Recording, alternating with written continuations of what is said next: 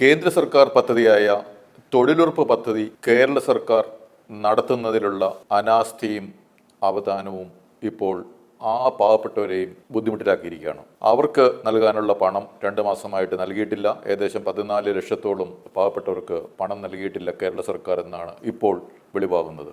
അതിൽ 90% സ്ത്രീകളാണ്. അപ്പോൾ ഈ പൈസയൊക്കെ വീട്ടിൽ തന്നെ എത്തുന്നതാണ്, അല്ലാതെ കള്ളുഷാപ്പിലോ ഒന്നും പോകുന്ന പൈസയല്ല. സ്ത്രീകളായതുകൊണ്ട് അവർക്ക് കിട്ടുന്ന പൈസയാണല്ലോ. അപ്പോൾ അത് നൽകാൻ കേരള സർക്കാരിന് പണമില്ല എന്നുള്ളൊരു അവസ്ഥയാണ് ഇപ്പോൾ സംജാതമായിരിക്കുന്നത്. നമ്മൾ ആശാ വർക്കർമാരുടെ സമരം കാണുന്നുണ്ട്. അവർക്ക് നൽകാൻ പണമില്ല. അതുപോലെ പെൻഷൻ നൽകാൻ പണമില്ല എന്ന് പറഞ്ഞുള്ള സമരങ്ങൾ നമ്മൾ കണ്ടിരുന്നു അടുത്ത കാലത്ത്. മരുന്ന് സർക്കാർ ആശുപത്രികളിൽ വാങ്ങി നൽകാൻ പണമില്ലാത്തതുകൊണ്ട് മരുന്നില്ല എന്നുള്ള കാര്യം നമ്മൾ കാണുന്നുണ്ട്. അങ്ങനെ അതുപോലെ ഈ വയനാട് കളക്ടറേറ്റ് ഉപരോധം നടക്കുന്നു. അവിടെ മുണ്ടക്കൈ ചൂരൽമല ആൾക്കാർക്ക് നൽകേണ്ട പണം സമയത്ത് നൽകുന്നില്ല എന്നുള്ള കാര്യത്തിൽ ദുരിതാശ്വാസ നിധിയിൽ, മുഖ്യമന്ത്രിയുടെ ദുരിതാശ്വാസ നിധിയിലൊക്കെ ആവശ്യത്തിൽ കൂടുതൽ കോടികൾ പണം ഉള്ള സമയത്താണ് അവർക്ക് പണം നൽകുന്നില്ല എന്നുള്ള കാര്യത്തിൽ സമരം നടത്തേണ്ട ഒരു അവസ്ഥ.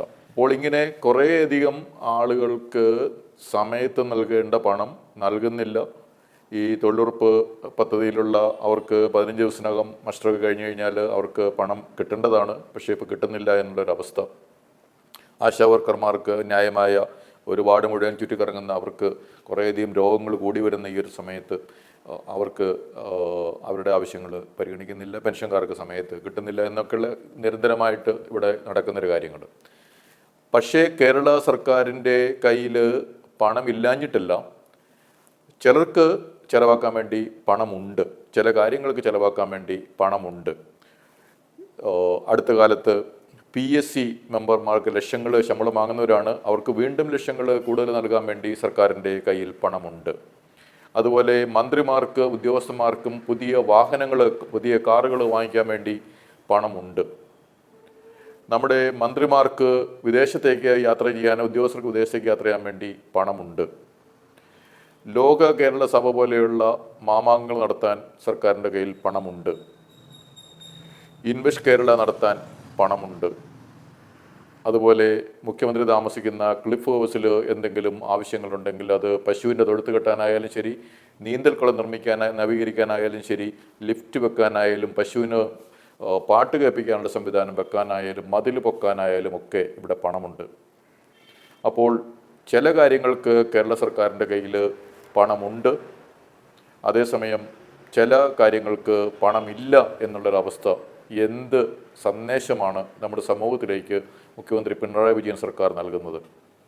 തീർച്ചയായിട്ടും പാവങ്ങളുടെ തൊഴിലുറപ്പ് പദ്ധതിയുടെ കാര്യം, ആശാ വർക്കർമാരുടെ കാര്യം, ദുരിതാശ്വാസത്തിൻ്റെ കാര്യം, പെൻഷൻകാരുടെ കാര്യം, ഇതൊക്കെ തീർച്ചയായിട്ടും പാവങ്ങളുടെ കാര്യങ്ങളാണ്. അവർക്ക് വേണ്ടി നമുക്ക് പണമില്ല. മറ്റ് കാര്യങ്ങൾക്കൊക്കെ പണമുണ്ട്. അപ്പോൾ പാവങ്ങൾ പടിക്ക് പുറത്ത് നിൽക്കട്ടെ എന്ന് പറയുന്ന പിണറായി വിജയൻ സർക്കാർ വീണ്ടും വരണം എന്ന ഒരു ആവശ്യം കേരളത്തിൽ ഇപ്പോൾ വീണ്ടും വന്നുകൊണ്ടിരിക്കുകയാണ്. ആർക്ക് വേണ്ടി? അവർക്ക് വേണ്ടി തന്നെ.